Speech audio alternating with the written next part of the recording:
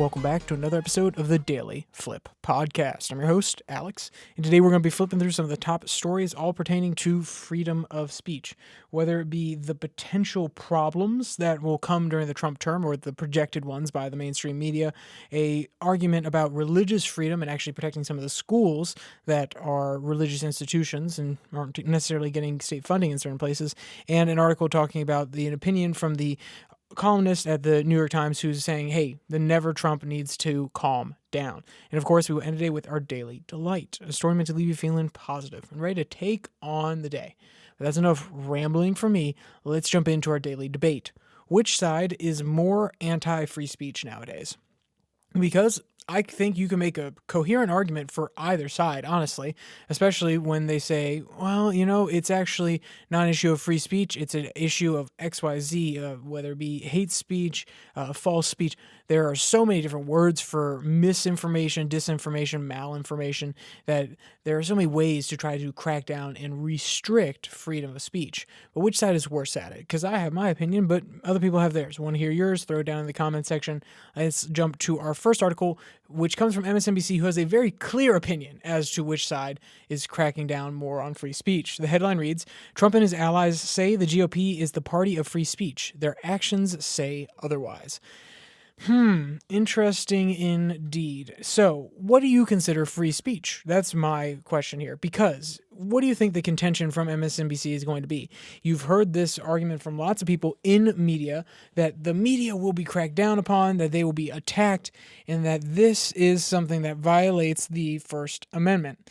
And they are 100% right that media, the overall sphere of writing newspaper articles, doing TV commentary, giving political hot takes on YouTube, on any alternative platform, giving your opinion on Twitter, all these sort of things are expression. They are protected underneath the First Amendment.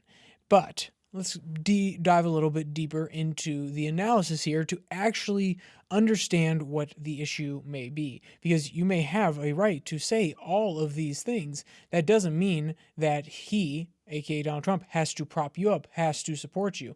And it doesn't mean that if you don't agree with him, that he has to just sit back and say, oh, well, you know what, they don't agree with me. I'm going to give air to all of their opinions. No, he has the right, and most of the time, they're specious lawsuits, but he still has the right to file lawsuits against defamatory claims, and whether or not they're actually defamatory will come out in court. And guess what? If they're not actually defamatory, just because he's filing a lawsuit doesn't mean anything. He's trying to drain you of resources. That's fair enough. But at the end of the day, you can actually come out and probably on top and codify some of those core tenets of free speech if you really are afraid of Donald Trump and any of his lackeys coming out and doing it. Now, there are obviously more nuances to this, but overall, I think the humdrum of Donald Trump cracking down on the media is a little bit overwrought, because it's not as though he is saying we are going to censor any perspective that is not my own, even Fox News. He did mention briefly that there should be less subsidization of the airwaves and how we actually distribute public airtime and stuff like that. So fair enough. That is a little bit interesting for sure, considering you actually have to have a federal license in order to broadcast, which is kind of insane. I understand why you shouldn't be. I understand the argument for not allowing just any random person to be able to broadcast on any of the frequencies and airwaves, but at the same time, to pretend as though the federal government should be allowed to gatekeep who is allowed and who is not allowed to speak on any of these given platforms or media bandwidths is honestly kind of insane. So I think we could reform that overall. I don't know if Trump would be the man to do it, but I think we could actually reform that and actually ensure freedom of speech, not this kind of vague, oh, well, he's coming after us and suing us, it's a violation of the freedom of speech kind of thing. An actual codification of the core tenets of freedom of speech would be, the federal government has no control over the airwaves, which obviously would be completely unregulated. You could see lots of people coming up and saying, well, that's a moral hazard, blah, blah, blah. That's fair enough. We could have that argument further. But I give it as an example of, if you actually care enough about free speech to make an entire article about it, then maybe you should consider something like that rather than just saying, oh, Donald Trump's the problem. Because it's not just him. The federal government has its hands in many cookie jars and has been telling many different social media platforms, many different companies, whether or not they have access to some of the main distribution channels across the entire nation. But hey, that's enough from my perspective. Let's actually jump into something from the article. Quote, just 1 month after his election victory, the so-called free speech candidate is threatening to go after a cornerstone of the First Amendment, the free press. I will bring back free speech in America. This is a Trump quote, by the way. Quote, I will bring back free speech in America because it's been taken away, Trump said at a rally in September. Quote, they've taken away your free speech and the fake news is a threat to this country, end quote. There's another one. Quote, Donald Trump is the candidate of the First Amendment, J.D. Vance told the crowd at another rally in October. Quote, he's the candidate of free speech, end quote. So you can see this is the groundwork, being laid by Donald Trump in his campaign to outline him as the person that is being actually suppressed, is being held down, is having his free speech, his expression actually suppressed, and that he's going to get up there and allow you to speak your mind. Now, you could make an argument that, well, it's only to speak your mind on issues that are irrelevant to any argument that he would be making, so on and so forth, or anything that would lean in his direction, which you can make that argument, fair enough. But they're outlining him as the overall free speech candidate. So where does the media, or in this case, where does MSNBC take issue with that? Quote, but just 1 month after his election victory, the so-called free speech candidate is threatening to go after a cornerstone of the First Amendment, the free press. Quote, they, the media, like us much better now, I think, Trump said recently at the New York Stock Exchange after Time magazine named him Person of the Year. Quote, if they don't, then we'll just have to take them on again, and we don't want to do that, Trump added. Well, okay. So look at that. One, he says he doesn't want to do it, which is obviously baloney. I think he wants the ratings. I think he wants the attention that comes from doing it. So I don't know if he actually doesn't want to do it. I think that was just him adding it on the end to be politically savvy and to be able to undercut anybody who says, well, look, he wants to say he wants to take on the media. And then he's saying there, well, no, actually, I literally said in that quote that I don't want to. I don't want to take on that burden.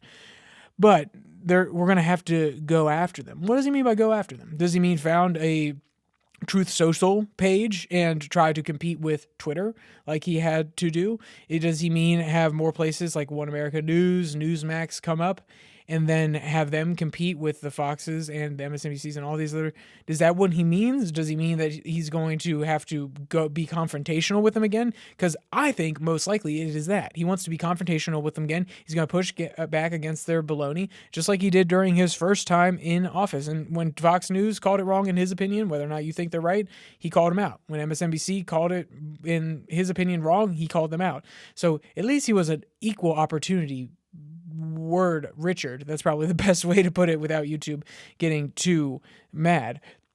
The point being that I think there are lots of ways that you can interpret that, and just saying we're going to go after them doesn't necessarily mean that you're going to shut all of them down. You're going to make all media nationally controlled or flowing from the White House press secretary themselves. I think it's honestly a bad faith argument to imply such a thing. But let's actually get into a little bit more. Quote, but during his tenure as owner, as one conservative lawyer familiar with Trump's plan for the media warned in that report, it'll be brutal. Quote, but during his tenure as owner of X, the company has suspended the accounts of journalists critical of him or his Republican allies like Vance. And now, despite never being elected by anyone, Musk is threatening Senate Republicans with a primary challenger backed by him if they don't fall in line and support Trump's nominees. Well, they kind of were on a point there, which is there are multiple people who have been banned. Then again, Elon Musk would make an argument that it's about the use of Substack, and they're trying to have links to their articles that are posted somewhere else on Substack, and he would want them to post the article itself on Twitter, and there are other arguments there. But the point being, yeah, he has removed multiple journalists, some on the right and on the left, and honestly, that is something that is concerning. But I love how they just pivoted to a different thing, which is, oh, Musk is a big problem now. Musk is a big problem. Fair enough, but when you're highlighting the other issues that don't concern free speech, it just feels like you're attacking a man rather than actually talking about the free speech issues. And I think that is what you should be focusing on there, because yes, I think Elon Jet should be allowed to be on X/Twitter. I still call it Twitter for the most part, but I think that Elon Jet should still be allowed to be on Twitter. I understand he said it's basically real-time doxing. There were security issues.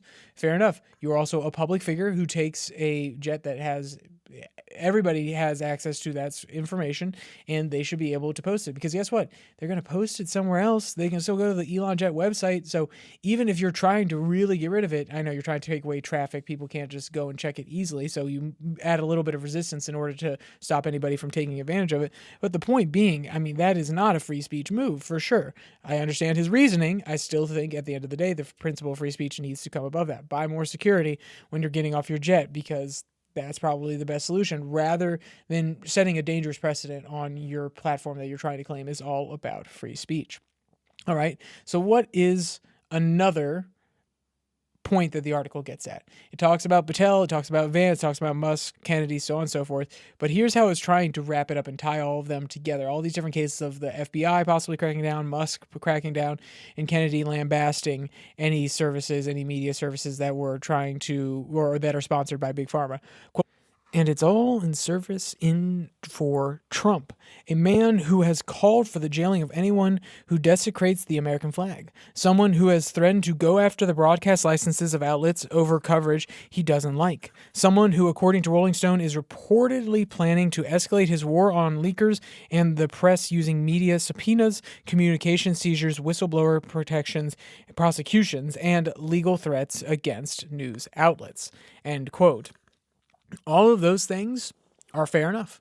I think while I don't agree that he will actually be as heavy-handed as they're implying, and also that any of these things will actually have enough power in order to stop the media ecosystem from actually being able to do its job, I understand why people are afraid. I think it is fear-mongering to imply that this is the end of media, that this will be the death knell for media. No. At the end of the day, if they have a legal case, they will more than likely win, even if it gets elevated to the Supreme Court. I'll tell you now, Kavanaugh is much more of a centrist neocon, and so is Barrett on some different issues, than a lot of people actually give them credit for. I could actually see Ketanji Brown Jackson moving a little bit to one side on some of these media cases if there's an argument for national security, because she's been amenable to that before. So my point being that when you actually take a step back and you actually think it through, not that you just hear the threats and you immediately think it's the end of the world because the threats are being issued, but you think what the process will be like. Is there a possibility that he'll actually be able to properly shut it down? Will these lawsuits bankrupt these companies? The lawsuits will not bankrupt these companies. The lawsuits will probably be won by a lot of these companies because, yes, they have a right to say things that are unfavorable about a president, even if he don't like it. And thinking about who's going to be the final adjudicator of the Supreme Court, I honestly don't think even Roberts on some of these things would come down the way you would think. And I'll tell you now, Thomas is probably going to come down pretty free speech oriented as well. Though he is a believer in the unitary executive theory, I'd also believe he is not a person who is willing to let the unitary executive sidestep any sort of criticism from the media. So then again, those are my beliefs about the people themselves. Maybe I am wrong. Maybe they are pulled one way or another, and maybe they are completely right to have these fears. I just don't think so. I don't believe it. I don't believe it in my heart, though I don't want to live in absolutes. So that's where I was coming from with this first article about Trump and his future with the media and dealing with the free speech issue in his next term. Next, I want to turn to another aspect of the First Amendment, which is the freedom of religion, the freedom of expression, and this contrived notion of a state that is not able to get involved in religious affairs at all, which is a position that has been upheld by the Supreme Court. And now we actually have a state within our union that is doing something a little bit out of pocket, in my opinion. This article comes from Just the News. The headline reads, "Lawsuit filed against Minnesota for barring Christian schools from using credit program." So many people have argued that we need to disband, we need to limit the power of the federal education system and even the state education system, and we need to start giving credits back to parents who want to possibly send their kids to charter schools or send them to these advanced private schools, so on and so forth. Well, now the Minnesota legislator came down and said, okay, great, we're going to do stuff like that, but you can't necessarily use them at religious schools or religious colleges that have a affirmation of faith with that sort of thing in the admission process. And now Minnesota parents are coming in like, whoa, why are you stripping my kids of this opportunity? So let's actually dive into what this article is saying here. Quote, the University of Northwestern St. Paul and Crown College, as well as families from schools, are challenging a Minnesota law that excludes universities requiring students to, quote, sign a statement of faith from the state's post-secondary enrollment options, PSEO program, end quote, according to a news release from the Beckett Fund for Religious Liberty. And the Beckett Fund are the ones that are actually pursuing the lawsuit. They're the ones that are going to put in the legwork and try to get this in front of the Minnesota Supreme Court. So I want to ask another question of you. Should Catholic or religious schools that have some sort of affirmation of faith have to not receive state funds? Is that a problem? Well, very often, and I want your opinion, throw it down in the comment section, but let me actually say this. Very often, the schools are run, for the most part, separately than the church. Though they're integrated to different churches that may be around the campus, they are normally run as a separate institution. They're normally filed differently for tax purposes. And though they can both be nonprofits, some of them are also for-profits. So the idea that it's simple, that, oh, there's no way that you can distinguish between the church and the school, that is crazy. And the reason I say that is because most of the Supreme Court literature is that the government itself cannot interfere and cannot have an official religion, but it cannot interfere in the religious process. That's why a lot of religious middle schools, high schools actually are able to get away with things that some other schools aren't, because they could claim that it's a part of their religion and therefore the state's not able to step in on this front. But just because you have a statement of faith, it doesn't mean that you are 100% endorsing one religion over another. And I understand you can make a very general argument saying, well, you can make a general statement saying, I believe in God, I believe in the one God. Even then, that would probably raise some hairs on some people's head. But it's not like you're saying you have to be Catholic in order to go here, and that means that the money that you're giving is directly going towards religious persecution / discrimination.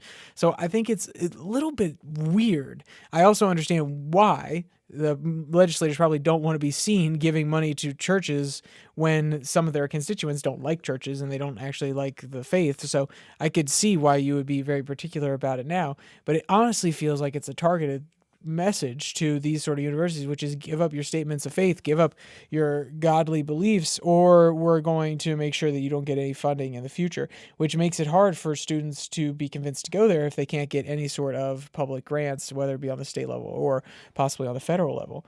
Quote, we raised our kids to put their faith at the center of everything they do, Minnesota parents Mark and Melinda Lowe said in a Beckett news release. Quote, unfortunately, Minnesota is depriving kids like ours of the opportunity to get a head start on college at schools that embrace their faith, the Lowe said. Quote, we hope the court will strike this law down and protect all religious students and the schools they want to attend, end quote. So these are parents who have been building, and I'm using an ethos argument. I'm trying to appeal to it's not an ethos, it's a pathos argument. I'm appealing to your heart here rather than your head. I feel like we outlined some of the reasons that the logic of it doesn't necessarily make sense. Now I'm going to appeal to your heart. These parents have a very particular worldview that maybe not everybody else has. My question to you is, should you be restricted from expressing that worldview?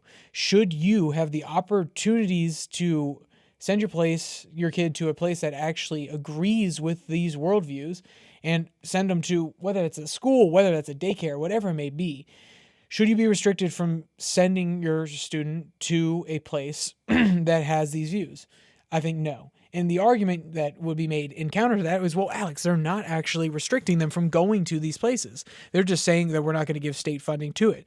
And that's fair enough. And that is true. They're not discriminating based on that directly, because they're not saying, no, we won't we can't allow these sort of institutions to take in students at all and basically shut them down. But you are basically creating a system of preferential treatment, and maybe these families don't have the opportunities that everybody else does, and they rely on these sort of high amounts of grants that they can get for their kids in order to go to these sort of schools. Now, is that illegal? Is it morally questionable? Kind of. So I think that that argument, you can appeal to the heart with that, and it makes some sense in that degree. If you put a more logical lens over it, it's like saying that you can't come inside during COVID. You can't come inside here unless you have a mask. Well, that's not saying that you have to wear a mask everywhere. It's just saying that you can't come into my establishment if you don't have a mask. Is it really excluding everybody? Is it really forcing them to do anything? No, because they still have the choice to walk away from that store and not actually go in. Just like the parents have the choice to not try to send their kids to these sort of schools. So I understand, just because you feel for these people doesn't necessarily mean that the logic holds up, but it's an interesting case that will honestly need to be fought for probably the next 100 years, considering the secularization of our nation and the rise of charter schools and private schools versus public schools, and the push for the school choice movement all across the entire nation. It's been growing, it's been gaining steam a lot. So public schools and charter schools and private schools, they're all going to be battling it out, but religious schools and homeschools, they're going to be left on the sidelines. And some of these questions are going to have to be sorted before we can fully get to the answers to all of these questions and get it all sorted out. But let's go to another quote from the article. Quote, President Andrew Denton of Crown College said in the news release that Crown College has been grateful to extend its opportunity for biblically integrated education, quote, to young students who seek to join Crown's Christian community through the PSEO program. Quote, we pray that the court will continue to allow every student in Minnesota to use PSEO funds at the school that best meets their needs and matches their values. And that is what it is for at the end of the day. You can choose where you can go, and you should be able to choose where you get funding.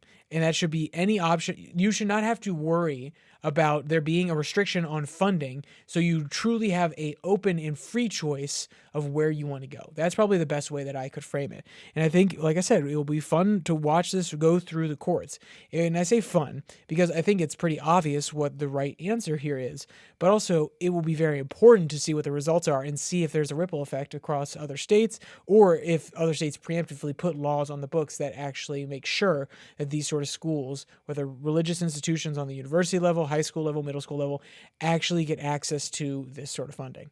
So with that, we're going to jump into our final article that comes from alternet.org. The headline reads, Throwing in the Towel, NYT columnist slammed for urging Trump critics to wish new admin well. And honestly, I thought this article was very fascinating the first time that I read it. The author is really hypercritical of the columnist, Mr. Bret Stephens, who is trying to make an honest appeal to anybody who has been in the Never Trumper camp, and honestly people that are Trump fans, and trying to say to them, hey, guys, I was wrong. To be as nihilistic, to be as doom and gloom, to be as fatalistic as I have been about Donald Trump and his administration and the movement behind him, we need to put that behind us, and we need to wish for the best. Maybe if we actually cooperate with him, we'll be able to get things done, which I think is honestly pretty true. Trump is a practical guy. You may have to praise him, you may have to gliz him a little bit more than your average politician, but he'll still work with you if you can bring a coherent argument to the table and you're not out there bashing him and telling him he's the craziest person alive and trying to actively interfere in his job as president of the United States. So here's part of the column that they quote in the article here. So we're going to read it. So remember, the original column is in the New York Times. This one's from Alternet. Quote, in the column, headlined, quote, done with Never Trump, Stephens wrote, quote, so here's a thought for Trump perennial critics, including those of us on the right. Let's enter the new year by wishing the new administration well, by giving some of Trump's cabinet picks the benefit of the doubt, by dropping the lurid historical comparisons to past dictators, by not sounding paranoid about the ever-looming end of democracy, end quote. And it continues to go on and criticize, and I think that is the right perspective.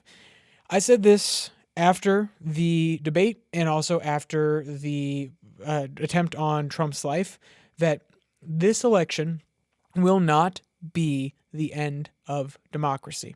It may be the end of the American empire as we know it, but it will not be the end of democracy, and it will not be the end of American freedoms. Trust me, it will be much more slow and creeping than that. And it's slowly happening with all the surveillance intelligence that's being gathered on us, all the data that is being taken from us. Trust me, there are many other ways that you need to worry about besides one man, aka Donald J. Trump, going into the office and stripping you of all of your freedoms. It is a slow burn, so we always have to be vigilant. I'm not trying to pretend that's the case, but one man alone will not be the authoritarian end to the United States of America. And that man, if it is to come, is not going to be, or woman, is not going to be Donald J. Trump. So I think we need to be realistic. The world will continue to spin just because you don't like the outcome, just because you can't stand the man, just because you don't like his principles, his morals, his background, the way that he speaks. That does not mean that you can go around flaunting your moral superiority and trying to deride anybody that possibly has anything good to say about him. And I think that is what the author should have gone for, but no, the author goes for the hypercritical. Oh, actually, quote, I'll read this. Stephen's column has been drawing a great deal of criticism from liberals and progressives, as well as from Never Trumpers, and the Times has received letters from readers who find Stephen's arguments unconvincing. Santa Rosa, California resident John Mason said of the incoming second Trump administration, "I want them to fail at every horrible thing they try to do. Does wishing them well include hoping they will have a change of heart, pursue less cruel and destructive policies? Not much chance of what happened. Not much chance of that happening under Donald Trump. So I'm sorry, Brett, but I can't bring myself to wish them well." End quote. And I think his sentiment is at least seemingly well thought out, though I think he misses the point of Brett Stevens' point, which is you don't have to agree. You can push back. You can fight. You can scream like hell that it is the wrong thing to do. But it doesn't mean you shouldn't pray for them. That doesn't mean you shouldn't hope the best for them, that they are able to actually guide America in a positive direction. You can make your prayer, your words of affirmation as light as that. And that can still be good sentiment, even though you disagree with how they want to do it, and you can push back against that. But hey, we live in an ultra-divided world where we just can't stand the sight of one another, apparently, so I'm not going to keep my hopes up for any sort of positive affirmation for either side. And I think it's interesting that Republicans, conservatives were able to applaud Biden, though a lot of them did not. That's fair. The average guy was able to applaud Biden on certain things that he did. I mean, I've been out here saying there are things that Biden did that I liked, and when Trump does stuff I like, I say it. When Trump does stuff I don't like, trust me, I've said it. And when Biden doesn't do stuff I don't like, I've also said it. So the point being, we need to be equal opportunity critics, and we need to be equal opportunity praisers when something is done right, or at least you believe it is. And that's the sentiment we should go into. We should give everybody the benefit of the doubt, though. Let's be clear, I am ultra cynical. I very often don't do it myself, but when I'm in a good mood, I think we should, and we should actively try to do so. So, with all that said, let's jump into our daily delight. This one comes from Animals Around the Globe. The headline reads, "Rescued Beaver Builds a Dam with Christmas Supplies." And I know it's 2 days after Christmas at this point. It's 1 day when I'm recording this, but it's 2 days after. But I did pull this up on Christmas morning, and I just thought it was an absolutely cute article. He's got the tree, the wrappings, and he's building his little dam. You can't give up these old habits. You may be able to take the beaver away from the dam, but you'll never be able to take the dam out of the beaver. That is what comes to mind when you see something like this. So if you want to read that one or read any of today's articles, all of them will be linked in the description below that like and subscribe button. Also down there, you can find the podcast on Spotify, Pocket Cast, Podvine, as well as the Twitter handle at Your Daily Flip, where I post a Twitter tirade every Tuesday and Thursday. So with all that said, there's only one more thing to say. Stay safe. Don't die.